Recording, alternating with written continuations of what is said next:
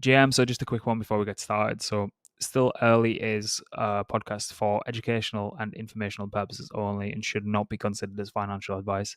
Any investment decision you should make should be based on your own research and your own understanding of the risks involved. So, yeah, that's it from me. Let's get on with the show. And they invited me to their private channels on Discord, and there was like 6 of them. They all called themselves Dev, and I was like tentative. I was like new guy, didn't want to step over any toes or anything.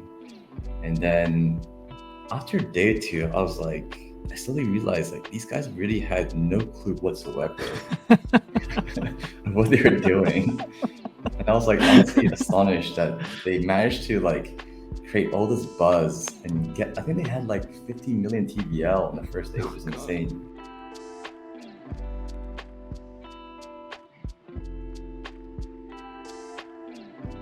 All right, welcome to Still Early. And this guy who we've brought on, as I say, I've just buttering him up. This needs no introduction. We were saying to help the podcast grow, we're going to have to bring on great guests. So, Fish from Trader Joe, how are you doing, sir? I'm very good. Thank you. Thanks for having me here. Yeah, anytime.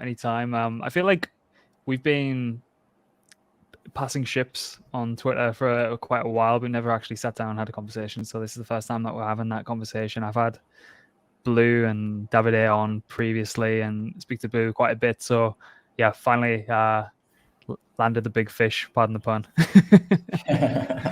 Yeah, you finally called me. At least one.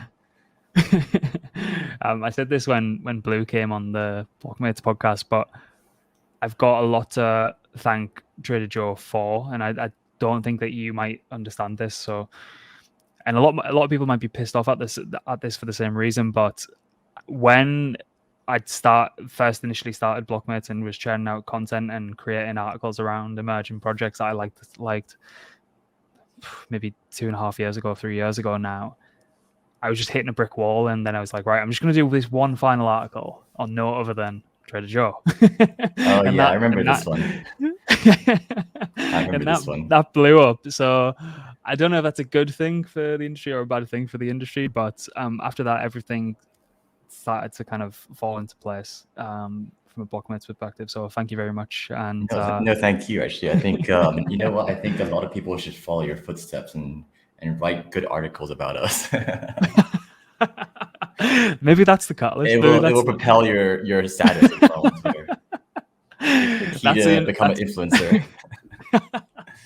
Funny enough, we never pay any influencers. Like people are always shocked. So yeah, I mean, organic marketing, we really appreciate it. Yeah, it's amazing. How do you capture that in a bottle? What you guys have got from a brand identity perspective, and why people like myself want to shout from the rooftops about you guys? Like, what can you put your finger on that? Yeah, I think I think compared to the average DeFi protocol, we probably spend a lot more time and money into, I don't want to say marketing. I think marketing is such a big umbrella term. Like there's so many different areas of marketing, but specifically branding and brand identity. When we first started Trader Joe, it was, I think we started working on April 2021. Literally like at the height of sushi forks, right? It's like every day there was like a new food dex, or like on BSC and Polygon and Phantom, and then we are obviously a fork as well. But from a branding point of view, I was like, okay, you know what? I don't want to be an animal. I don't want this to be a food. Let's think of a character called basically Joe, right? And we created this like idea of a young. It was supposed to be a young guy because I wanted to resonate with people in crypto, and everyone in crypto is young, right? So it'd be like a young guy who's like tending to the fields, he's farming yield, and then at some point he starts accumulating wealth, then he starts to do stuff with that money by lending it out, and then he eventually becomes Banker Joe, which is supposed to be our next product, the lending product. And then later on he becomes like this rich guy. So I pitched that idea to this artist that I found who's from Russia, and he understood none of it. And I kind Is of it gave like him that the meme of the idea. guy with a whiteboard? Yeah, I said like, hey, like, a farmer, like kind of American style, maybe wearing like some, what's it called, like plaid shirts and stuff and Mhm. overalls, and then he just came back with this drawing of this pretty old fat guy which looked like Santa Claus, and you just looked at him and just like you look at him, and I think maybe you remember that original drawing, but like the second you look at him, you're like, wow, that's so funny. And Yeah. I think, yeah, just simple things like that like really resonates with people. Um, I think we always wanted to be different from a branding point of view, and yeah, it's definitely just paid off. 100%. So what's I think I might have heard you or maybe tweet about this before, but I'd love to just hear about as much or as little detail as you want to go into. But on your kind of origin story into the space, I'd love to just kind of hear that from straight from the source, as it were. Yeah, I mean, I got involved. So I used to be a doctor, and I did med school. I practiced for a couple of years, did a bit of general medicine, general surgery. Then, like, I was kind of like sure I was not going to complete my training. So I was just jumping around stuff, trying to figure out things. And I just decided to pick up coding just because, I've always just enjoyed doing stuff and building stuff. Like, I see a lot of art and stuff. So I thought, oh, maybe I might enjoy building something with code. That whole act of building something is like, I never got that satisfaction from medicine. Mm. Most of the time, you're just like diagnosing and giving people medicine and stuff. And then I just picked it up, and then I learned. Actually, I discovered Bitcoin around the same time. So this was like a few months just before the ICO boom in 2017. And obviously, I felt like I was a genius. I bought Bitcoin, and I learned about altcoins, and then I found out like some of my old school friends were investing, and we were just like degenning and grinding ICO whitelists. And I was like, man, like life is easy. And then yeah, 2018 hit, and obviously I round tripped the whole thing. And I kind of realized, shit, I'm a really fucking bad trader. I should probably just stick to building instead. So, I decided, what, I want to come back to space, but like trading was just too stressful. Like I want to be building. Um, and I had the opportunity to, I was basically a self-taught dev at that time. I had the opportunity to go work in some startups and stuff, but I wanted to really get into nitty gritty of like how blockchains work, like the consensus algorithms. Like I could make web apps, but I didn't really understand like the EVM, for example. Um, so I went back to school and did a master's in computer science. I actually got 2 degrees because I just wanted to like do as many courses and catch up as much as possible, because I was like a 30-year-old versus like all these, young 20 somethings. Um, so yeah, I mean, I did that for 2.5 years. I literally did not touch crypto for a long time, until I met a guy at school, and in the last year, and he was like a big Chainlink Marine fan. And yeah, he got me back into crypto. Like I just liquidated everything I had left, which wasn't much. And he was like telling me about this thing called Avalanche. Like, oh yeah, like Eamon and Sir Sergey. The prophet is like they're like best buddies. I didn't really get it. I was like, whatever, a, okay, I'm just gonna a link put it. disciple. Yeah, basically, I didn't get any of it. I was like, okay, you know what? I'm just gonna put my money into it. And luckily, yeah, I remember that day I got into the ICO. I was really lucky. Got an allocation. Like I think only maybe 1/3 or 25% of people got into the ICO, so I was actually one of them. Fingers crossed.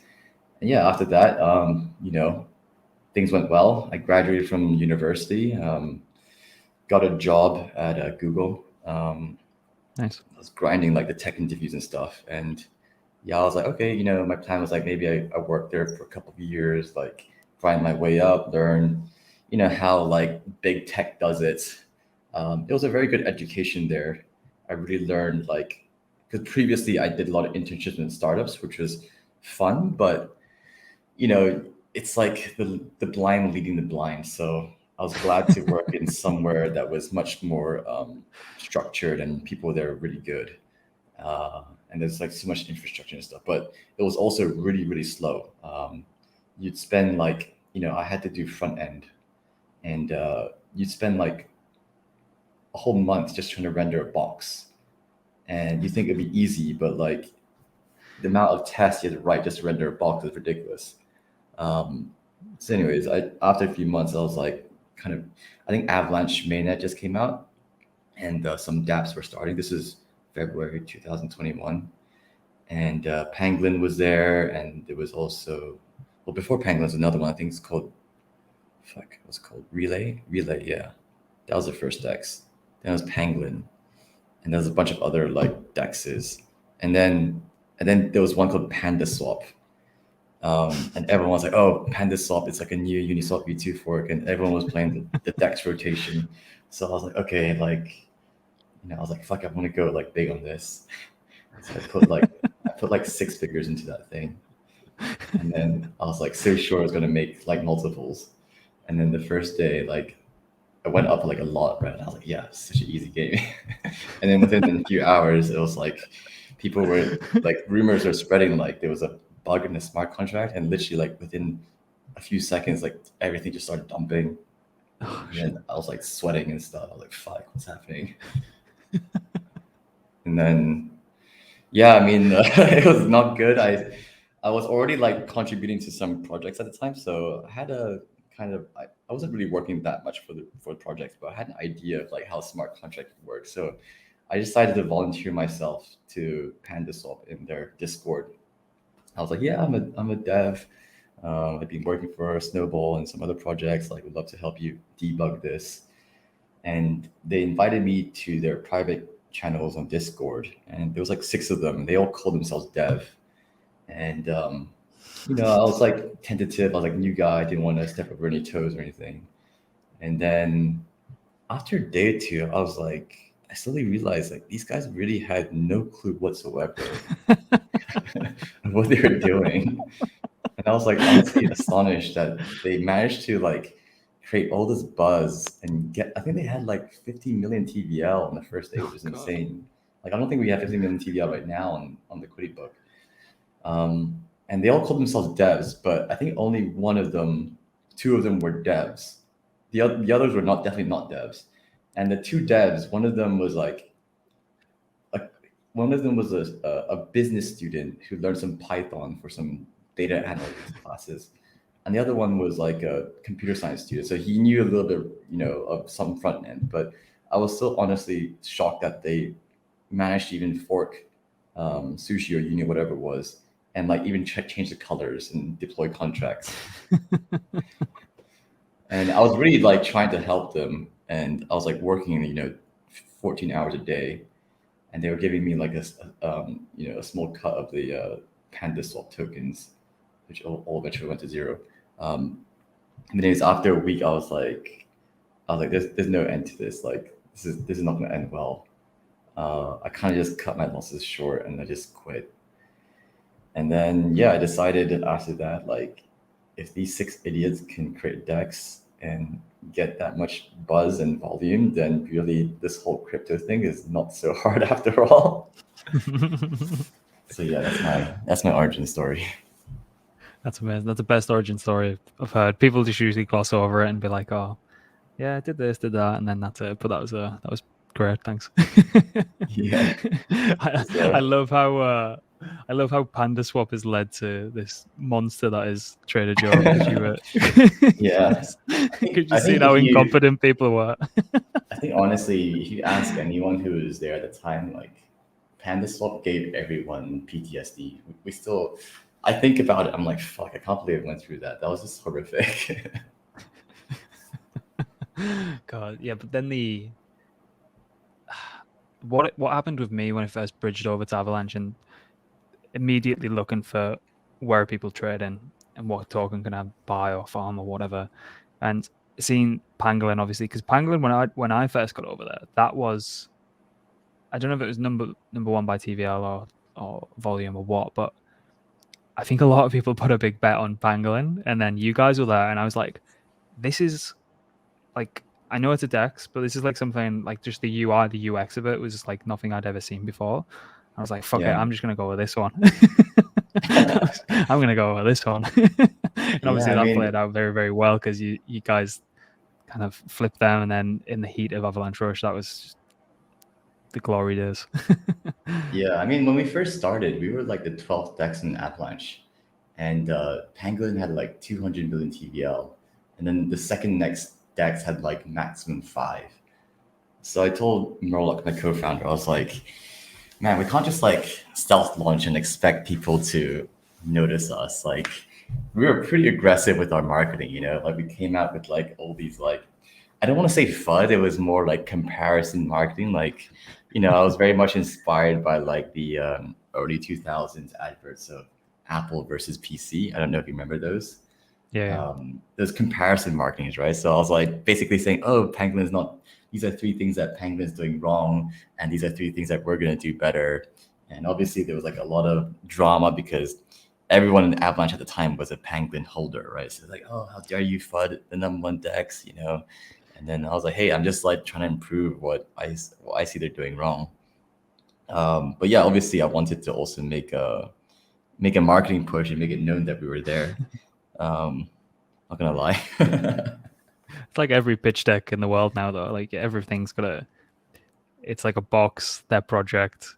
It's all got green ticks next to every point on the Yeah, chart. checklist, But right? Yeah. yeah. No, I know. Those were, I think if I could time travel back to any time, I think that was the most fun time ever on chain, I think. It was just Yeah. like chaos, but Yeah. good chaos. There was like new shit popping about. You guys did it obviously extremely well. Yeah, Honestly, those were the days. it was unforeseen. Like I think 2 months in, like we had an initial traction to 20 million, 25 million TVL, and they were like, oh yeah, we have a chance here, but we're still like 10 or 12% of Penguin's TVL. And then after the first month, like things started to trickle down, and we were going down to 18. And then I think our token price started dropping to like, you know, hitting new lows. And even my co-founder Murdoch, he was like worried. And we were thinking like we started making like, you know, started like drawing up doomsday plans, right? We're like, shit, like if we don't make it, what we're gonna do. And we were Go really back to thinking Panda of, Swap. yeah, I mean, I was like, fuck, what do we do now? Like, we have this project and people are lying us, but like, what if we just fail, you know? And then we suddenly, like, within a month, everything just skyrocketed. We're like, what the fuck? Like, what's going on? You know, this is absolutely insane. Was it the bridge, or was it Rush that, like, what do you think the initial, I suppose it was a culmination of a lot of things, like Ethereum gas was just fucking bonkers at one point. But I think the Yeah. bridge got a lot of people over. I was like still fucking around with the X-chain to C-chain bridge, and then I was a bit butthurt that I didn't get like the GB token airdrop, shit like that.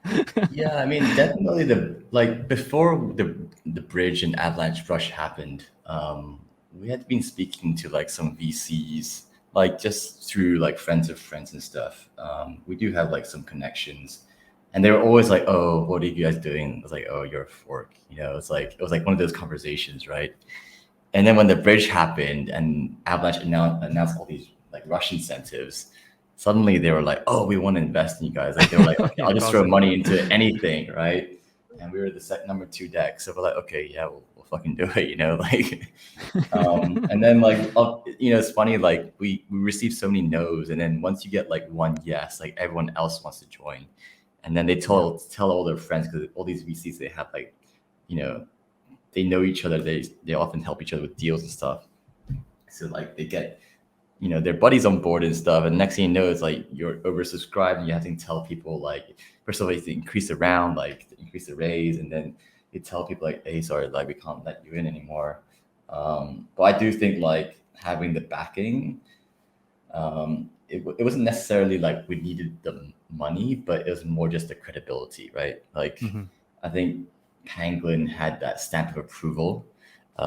We were like this. We were still known as the meme decks with funny memes and anonymous founders. So having like at that time, like, you know, 3AC and Mechanism and stuff, like willing to back us was like a big stamp of credibility. Yeah. People are like, okay, these guys have at least been somewhat vetted by well-known VCs. Mm-hmm.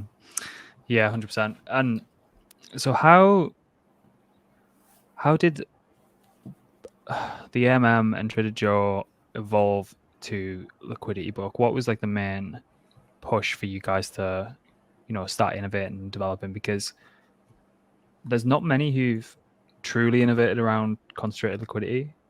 I can probably bring up a handful, and everyone else is just forking shit left, right, and center. So, like, at what point was it like you were looking at it and thinking, right, this is the time to go and push some real innovative shit? Honestly, we started quite early. It was like literally January last year, like when the bear market started hitting. We were like unanimously by that time like the number one DEX in Avalanche, but I don't want to say I'd say the smarter guys on my team started foreseeing that Uniswap V2 model was going to phase out, and the CLAMM model was like the way forward. But at the same time, we didn't want to just do a carbon copy of Uni V3. So we just got down to like researching and ideating.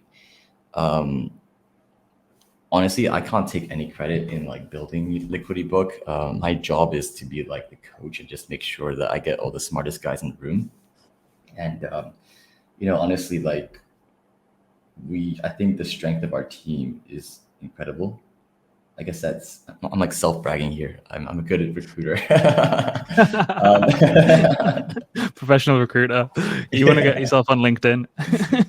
But honestly, like we don't do like the whole, we do have a jobs board, but most of the guys, especially in the early days, were recruited just through like Telegram and Discord and Twitter. Like Mountain Farmer, for example, he's our head researcher, and he's the guy who basically architected most of the Liquidity Book. He was just a guy in Telegram from day one, and he was commenting on our mission and liquidity pools and giving us suggestions. And then we kind of noticed, oh, this guy seems kind of smart, so we just like DM'd him, kind of like threw some curveball questions to see where his head's at, and then like ask him like, oh, what's your background? Turns out he's a quant for TradFi. Of course. And it's like, okay, like and then. This is usually how we hire people, and then we offer them like a part-time gig. Like, hey, you want to come on board?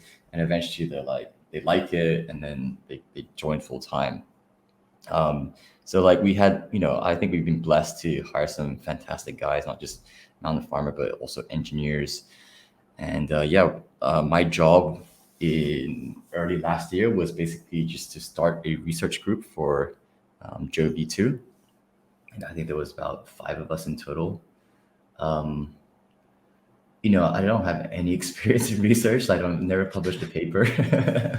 I mean, I've had to do like, journal clubs and stuff. So I have like a little bit of experience, but like, I basically said like, hey, let's just start doing case studies and start seeing what's around, right? So we started like doing case studies on Uniswap V3, obviously, and Curve V2.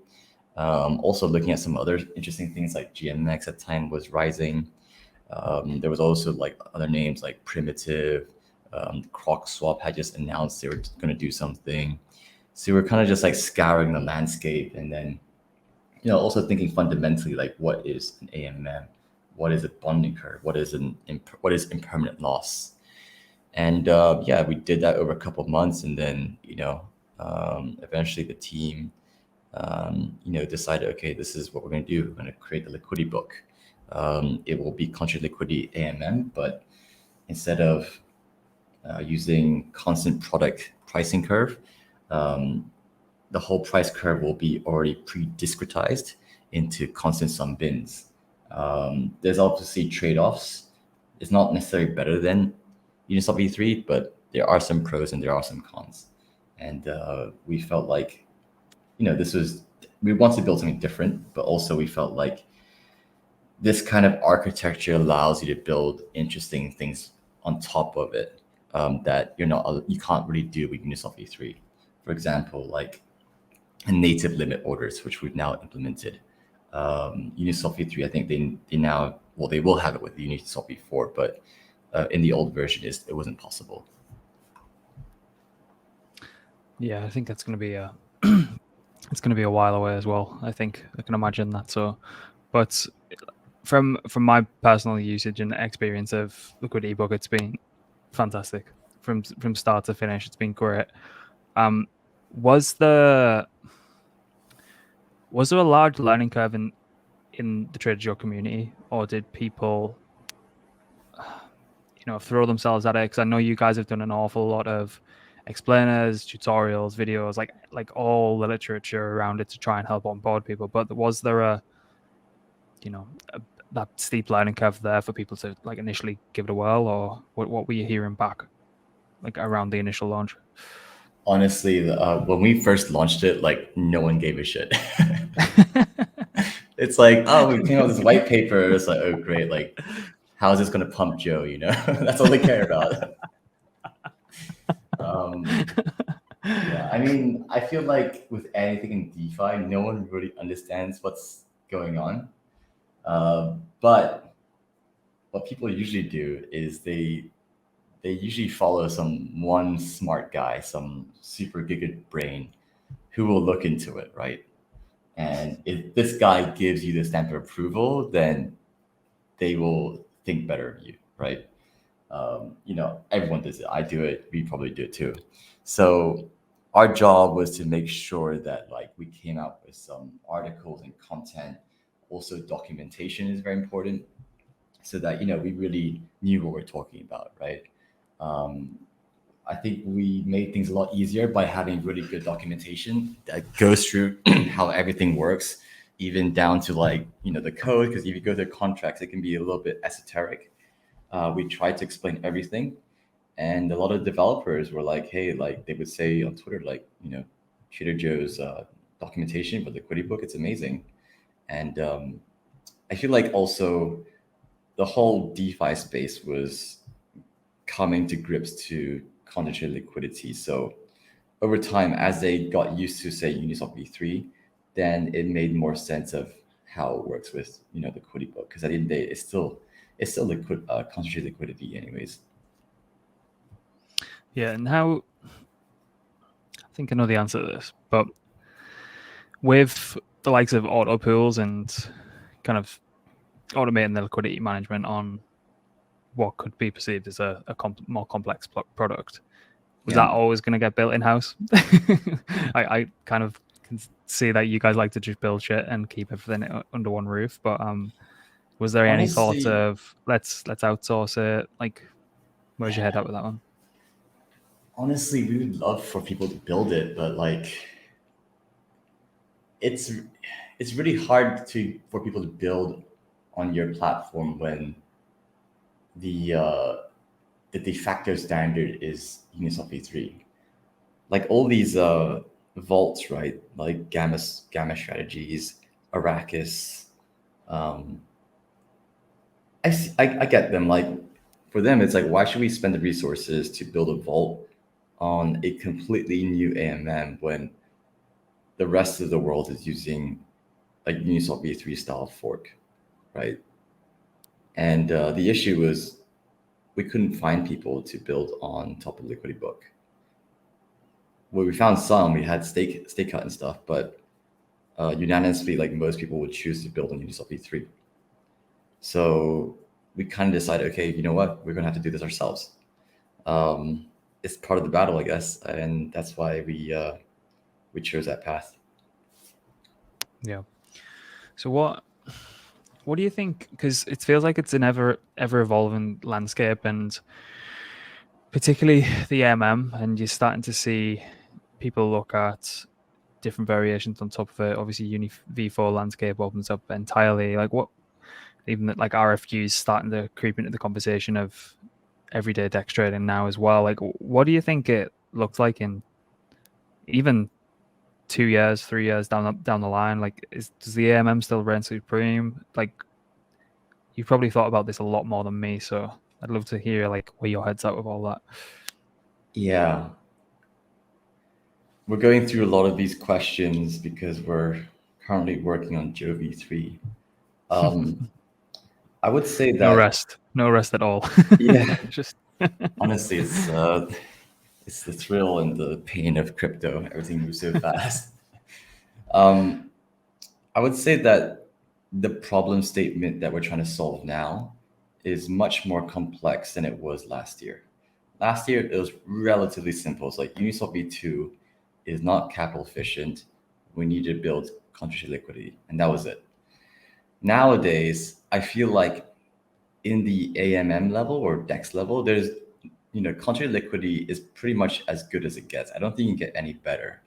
There can be some improvements, like say dynamic fees to try and mitigate LVR, which is loss versus rebalancing, which is like the better metric to use instead of impermanent loss.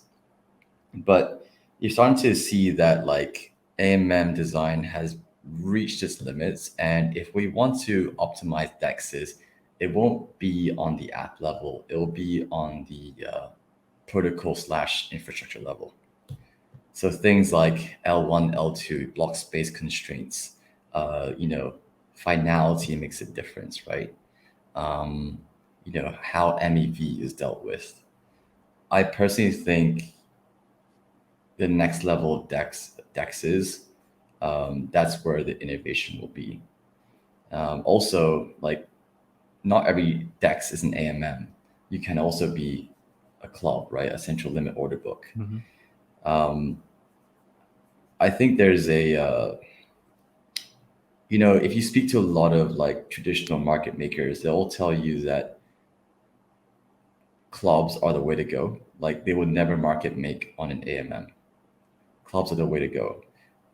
It's just way better for like, if you want to market make well and profitably, you need to be able to create a lot of limit orders and then cancel them at the same time. Very, very fast. On the sex level, like they're doing this, every like, dozens per second, right? This is how they do it. They would never market make on AMM. It's just very unprofitable. But on the other hand, it's like AMMs became so popular because liquidity was so easy. Like there was not much thinking to it, right? You just dump a bunch of tokens in there and you're good. It speed ran the whole DeFi adoption curve. So I think there's trade-offs here. At some point, I actually don't know where the space is going. I do think that judging from what we're seeing in the latest developments with like say Uniswap 4, Uniswap X, you're starting to see DEXs start to resemble a little bit more like sexes. Some parts will become more centralized. Like the whole RFQ system really is just like, it's basically like just, I can see why it's good for traders, right? They're getting better prices, but for liquidity providers, it's, if you're a DEX liquidity, AMM liquidity provider, and you're also competing with RFQ, it's pretty crap because during low times of volatility, the market maker is going to get quote better price. They'll get all the fees. And then when it's volatile, that's like when you suffer the most LVR. They're going to be like, okay, see you later. And then the AMM LPs will suffer most of the losses there. So I don't know what the future beholds, but I think I don't know. It's really hard to say. Really, I think there's a if we really I think the goal of DEX is the eventual vision of DEXs should be to be better than sexes. And I do feel like a lot of AMM like DEX design is we're always thinking about Ethereum, right? Like how to make it better on Ethereum. But the problem is like Ethereum, the blockchains are way too long.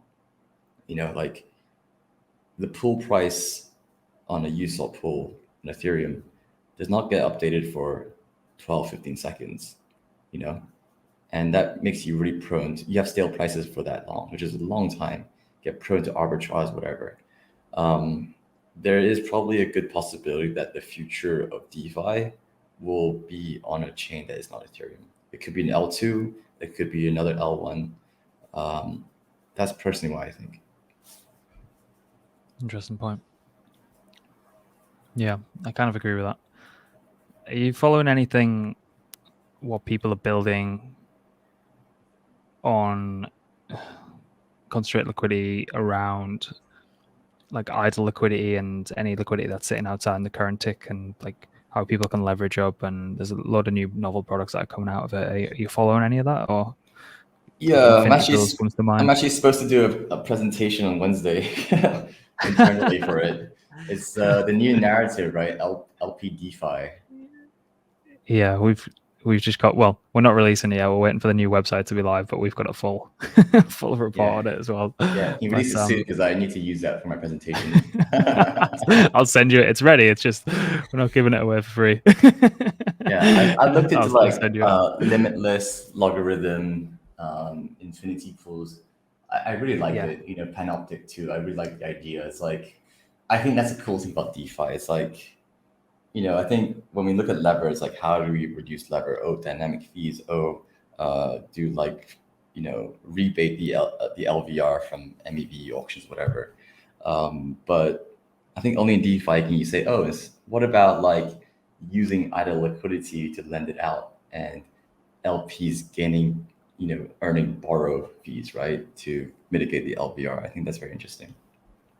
yeah, it is very, very cool. Can money markets play a role in maybe idle liquidity, or is there a way that money markets can actually play a role with concentrated liquidity AMMs?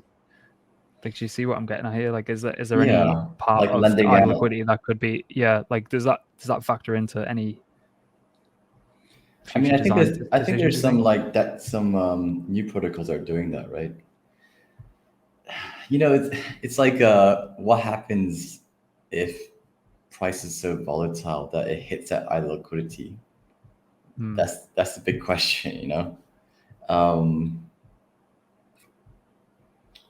yeah, I mean, technically you can, but you're also taking a risk. There's definitely going to be risk involved, and you can say the risk is minimal, but it's definitely non-zero.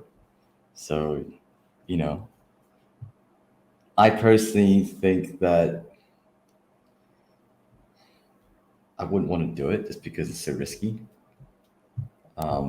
It requires you to monitor things like really, really hawkishly. You know, if you're not solvent, then that's going to be bad. Like people can't withdraw the liquidity, right? Yeah. Yeah. Yeah, don't let me design a protocol. Yeah. I mean, it's an interesting idea though. Like I do like the idea, but yeah, there's a lot of considerations. It's not a simple case of, oh, like, you know, the price like AVAX will never hit $1,000. Like we can just lend that out, you know, like it could do. Crypto moves fast. Like, you know, never rule out that possibility. Here's the hoping on that AVAX for $1,000. I could really do with that right now. Yeah, I think we all can. um, so on that, what have you thought about Stars Arena? And obviously, we're recording this on the 9th over the weekend. The annoying exploit has happened. Like, what have your initial thoughts on the app and like the whole consumer social app kind of movement that's kind of happening at the minute? Yeah, I think, you know, the whole Stars Arena versus Frentech, like basically confirmed to us that actually, you know, Frentech was cool because you can tokenize your private access to your private access, like people can buy you. But really, like the real fun in all the social fi is not to have a lot of private chats, is to basically post publicly and share stuff and shit post and have fun, right? And I feel like Stars Arena did that way better than Frentech. Saying that though, like I feel like the guy who built it, his name's the builder, I think. Um, he obviously built this not thinking that people actually use, like a lot of people use it, and it completely blew up. So I don't blame him. Um, I do think that, you know, a lot of the criticism towards him is a little bit unjustified. I was like, yeah, I mean, he's not going to audit something like before he's launched. Like this guy's probably just decided to pick up a toy project for his spare time. And even if he did had like, I don't know, 30,000 lying around, it's not like he's going to put his whole life savings into a project No. that might not even flourish, right? But yeah, I'm glad that it seems like people are going to be made whole, and I think their top priority right now is to really hire good developers. I think I heard some rumors that now like some people have joined, but I hope it's not like a part-time contributor gig. I don't believe in those kind of roles. Like, team is important, right? Like have guys who are full-time committed to the project. Yeah, 100%. Yeah, I thought that the experience was great, and I was money comes and goes in crypto. I wasn't bothered about any of the AVAX that was stuck on there. I was just more bothered about the fact that it was something that had like really taken hold, kind of captured the Yeah, imagination of a lot of people, and then it was just like, oh fuck, like there was something really good there, and I think it will get revived and rebooted, and it looks like it's moving that way. But it was just more like a bit of a fuck, so we're not going to be using that for a while then.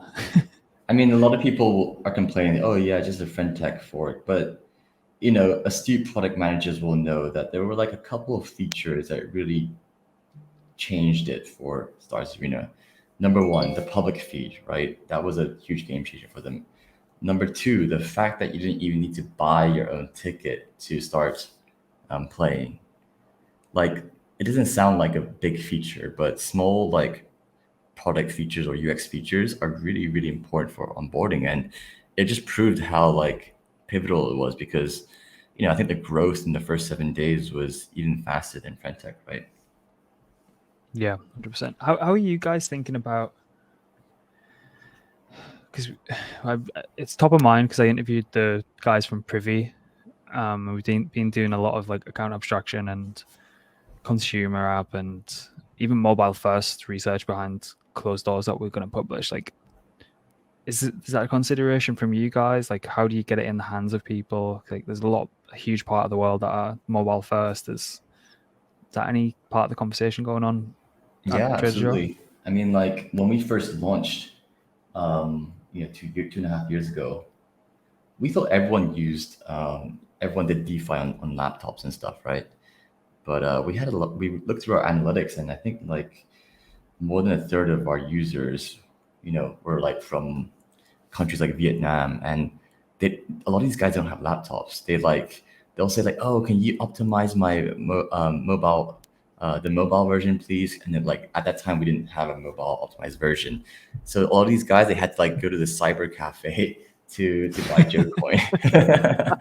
So that was like a big learning lesson for us. We're like, oh, okay, we got to like really care about mobile. So yeah, I mean, this is like more Murlock's domain. He's a very seasoned product manager. So, we're always thinking about like how to make UX better, how to make things easier. Like I think, for example, like I'm sure you and most people are sick of like going onto a landing page and then clicking launch app, right?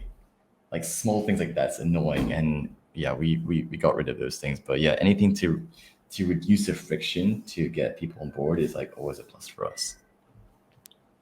Yeah. The recent switch to Rabby is, I still think, obviously, I love this from app. an It's amazing. yeah, it's fucking great, isn't it? Like for an EOA, and I know we're going to get to a point with account abstraction wallets and smart contract wallets that even some of the points that we use and accept because we're hobbyists and tinkerers, like, but even just switching from MetaMask to Rabby recently, if I'm going from, I don't know, if I've just bridged from Ethereum, my MetaMask was still on Ethereum, then I go to Trader Joe on Avalanche, and MetaMask pops up. Right, I'm going to switch a chain. Rabby's just like, yeah, we've already done it. We've already done it for you. You don't need to do that extra click. But it's all those Yeah. extra clicks add up, and the user experience for it is just like a pain in the ass. But Rabby are doing good shit. They're killing it. I think honestly, when DBank came around, I don't think people took much notice of them because people back in the day was using like, was it Zapper or Zerion or some stuff? Yeah. But now like DBank Zappa is Zerion. Yeah. yeah, now that DBank is like the standard. It's amazing. Kudos to them. Yeah, they've absolutely nailed it. So some quick fires for you. Sure. I've already asked you the first one, Rabby or MetaMask. I couldn't help Rabby. myself. Apple or Android? Apple. Which stablecoin do you prefer to hold? USDC. Books or audiobooks? Books. Actually, neither. But books. Don't do learning. How many Honestly, coffees do you drink my a day? attention span is like so bad. Mine's terrible as well. Audiobooks on 2x speed for me. Yeah, I used to watch Yeah. everything on 2x. It's like, yeah, I can't. Yeah, won't get into that. It's crypto's warped our mind. That's what it is. Basically. How many coffees do you drink a day, if you do at all? One, maybe two. And finally, pineapple on pizza, yes or no? I don't mind it, you know? I think it's nice. I agree. Yeah. I agree. People need to stop being little bitches about it. Yeah. Like salt and sweet has always gone together in like history of food, cuisine. I agree. I love it. I don't get why everyone's a little bitch about it, but like each of their own. So Yeah. thank you very much for joining us. And as I say, you're one of the first guests we wanted to reach out for Still Early as being one of the first guests. And if there's anything you want to leave the listeners with that I might not have asked being a bad interviewer, please, the floor is yours. But again, thanks so much for doing this. And I'm glad we've finally been able to sit down and have a conversation as well. It's been, feels like it's been around 10 years, even though it might have been 2 years. No, it's been a since we've pleasure. bumped into each An other. absolute pleasure. Thank you so much. Very welcome. Very welcome. So all the links about what we've talked about will be below. I might even do some self-shilling on the Blockmates Trader Joe articles. There is even a Liquidity Book tutorial that I sat down and did. So if you want to go and watch it on YouTube, there you go. And if you listen to Still Early for the first time, please give us a like, subscribe. I will get killed by our editor for not saying this on air. So yeah, I hope you enjoyed that one, and we'll see you next time. All right, thanks for listening. If you enjoyed the show, please give us a like, subscribe, and turn the notification bell on for next time. See ya.